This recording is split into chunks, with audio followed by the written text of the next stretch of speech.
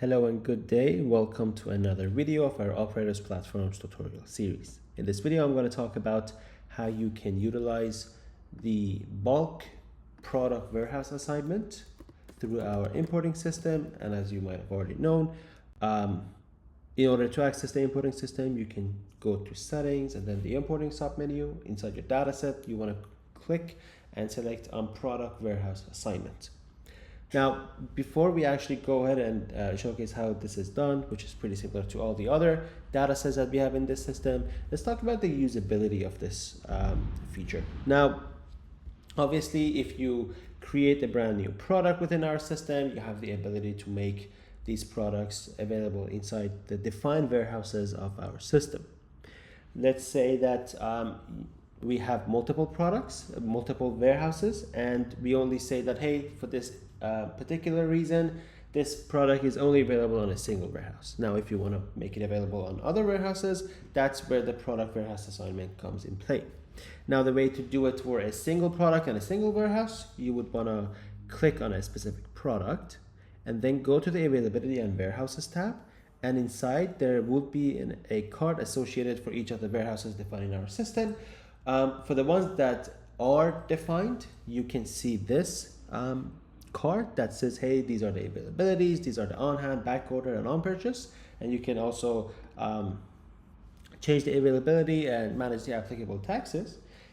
But for some warehouses that the product is not available in, it just says coming soon. Now, unfortunately, in my demo environment, I do not have any product that is not assigned to our single Vancouver-based warehouse, which is our demo warehouse.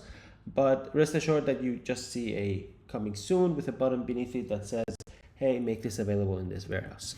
Now, there could be some other instances that the product are not assigned to a specific warehouses in your system. One of which is when you import an external product, either manually by using this import external product dialog, or you use our importing system to export, let's say, 1,000 to 2,000 different products to our system.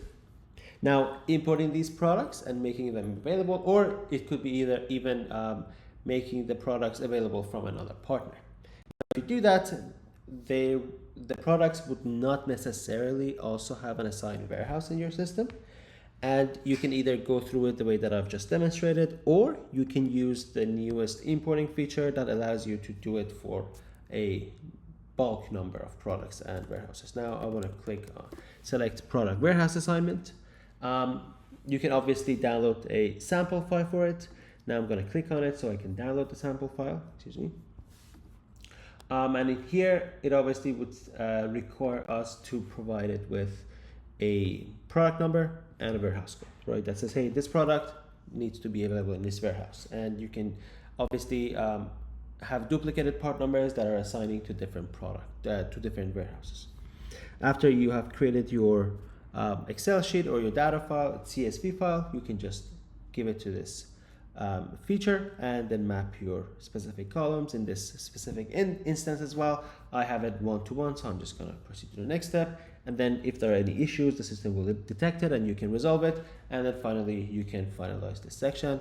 I'm just going to go ahead and click on resolve issues just to demonstrate it again. Well, obviously, since I've used the sample file here, none of these part numbers that are in the sample file actually do exist. So we have the invalid part number section and also the invalid warehouse code sections.